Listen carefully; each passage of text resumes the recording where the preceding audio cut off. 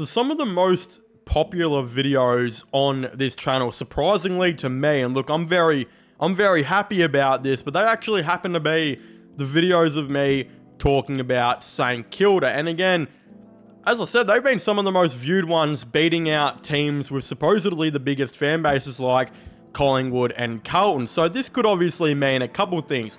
Either there's a lot of St Kilda fans who are just really excited to see how their season and future goes, or there is a secret society of St Kilda fans just living somewhere out there who apparently love centre-half bench and listening to a chubby, fat, white kid talk about St Kilda's promising future. And look, I like to think that option is more the case. And again, we've got a lot more news to talk about in today's video because the AFL has released an article talking about a ton of St Kilda's off-season, reports that's going to be happening, whether it's who's training well, some of the off-season updates, some of the injuries that have happened, all of the above. So I thought, you know what, in today's video, we'll talk about this. St Kilda fans seem to love them.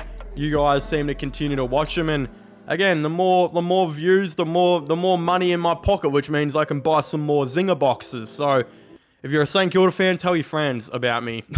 But before we do get into all that and more, there's still a decent amount of you guys who watch these videos who are not yet subscribed to the channel. So if you could do me a massive favor and leave a like on this video for all the latest AFL content and news, subscribe to the channel for all the latest sports content and news, and I guess we'll get straight into it with the first thing being said, saying that role changes and who's tearing up the track. Promising hybrid Matisse Filippo had looked prime for a breakout campaign after a strong finish to the 2024 season, but an untimely injury setback will disrupt his start to 2025.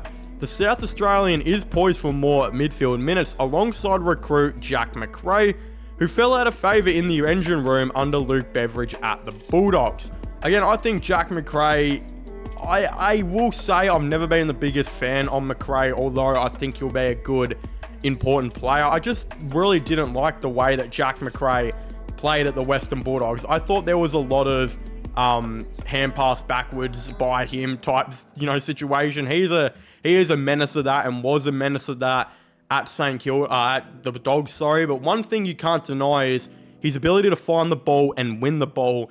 And I think if St Kilda got him out of those bad traits of moving the ball backwards instead of moving it forward much more, he could really be a really good get. So I'm excited to see how that goes. Again, Filippo being injured kind of sucks, but, shit happens, I suppose. We've also said that Wanganeen, Millera, and Jack Sinclair can play as half-backs or midfielders, while draftee Toby Travalia could also enter the mix early on. The Bendigo Pioneer product had a strong pre-season as he pushes for a round 1 debut. Second-year defender Ari Schoenmaker is pressing his case to fill the void left by Josh Battle, while former SANFL ruckman Harry Boyd, signed in the SSP period, and youngster Max Teeth are two players who could be called upon at some stage this year to assist tall Rowan Marshall. Keep an eye on Box Hill's product Max Hall, who impressed the track watchers during a recent match simulation. Again, I think Travalia is going to be an interesting one to watch because apparently he's been played absolutely everywhere this off-season. He was, again, drafted as a halfback who can maybe move into the midfield, but there's also been reports that he's been playing up forward in some situations over the preseason as well. So maybe they're just really trying to get him to be a all-around man, very similar to what North did with Harry Sheasel. Again, he was a midfielder who could obviously play forward. I think it actually was a forward who can play midfield, who was drafted there, and then they played him as a half-back. So Travalia will be interesting to see where he does fit in.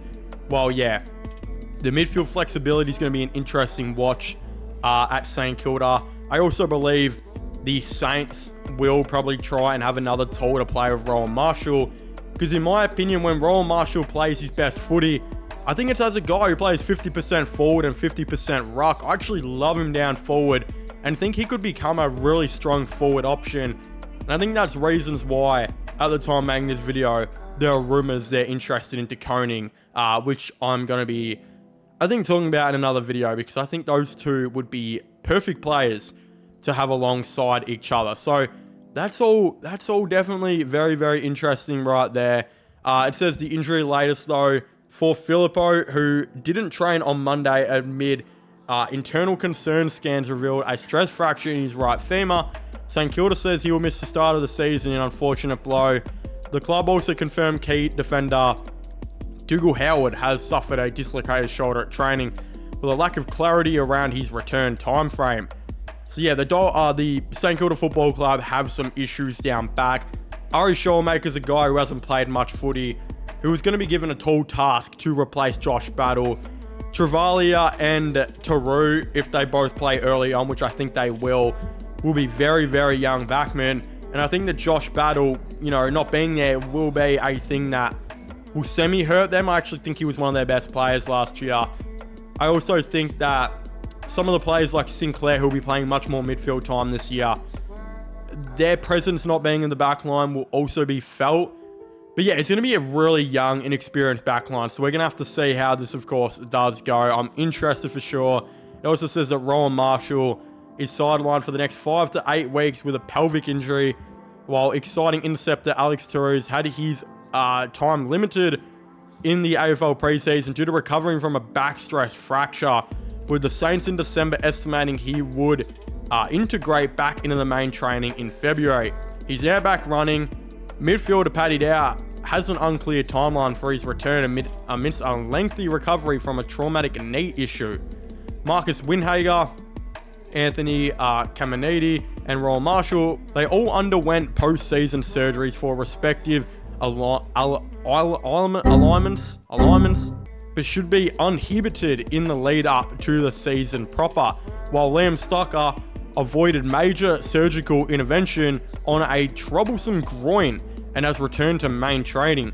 Speedy wingman Liam Jones has a less certain return timeline after an off-season knee surgery, but the club says he's nearing a return to full training in the coming weeks. Hunter Clark was sidelined in mid-January by an abdominal injury, but the Saints say he's making strides. Yeah, I'm not going to lie. There is a lot of injuries going on right now with St Kilda. As I mentioned in a previous video, I don't think St Kilda are going to have that good of a year this year. I think they probably will be in that 11th to 15th type range. But I actually think that's a really good thing, because I think the Saints have one of the best and most underrated young cores in the game. And I also think Ross Lyon is a really good coach who is going to play a lot of these younger players like Taru, Showmaker, and Travalia a lot, where they're eventually going to learn and they're going to grow as players. And he's not going to be afraid to, of course, do this. I think he's got some job security there for sure, where he can just roll out all the young boys and have that, really, really work out. And I think with another draft or two of them just getting midfielders into this team, maybe another free agent target or two, like a Sam de Koning and an LDU coming to the team over the next couple of years. And I think this St Kilda team will be very much poised to, hopefully for their case and situation, make finals eventually. Again, they could, overestimate what I have for them and push for the 8 like they did a couple years ago. Or they could really fall down into being a bottom 4 team, I think is a very strong situation for them. And I also don't think it's that bad of a situation, because I think they still need some time to try and rebuild this club. But of course, if you haven't already, please make sure to leave a like and subscribe to the channel for all the latest AFL content and news. Don't forget to comment all of your thoughts and opinions down below. How do you guys think the St Kilda Football Club is going to go this year? Again, I'd very much like to know. Subscribe to this channel for all the latest sports content news, my gaming channel, and my IRL/long channels, which will be getting linked down below. And I guess I'll see you guys next time. Goodbye.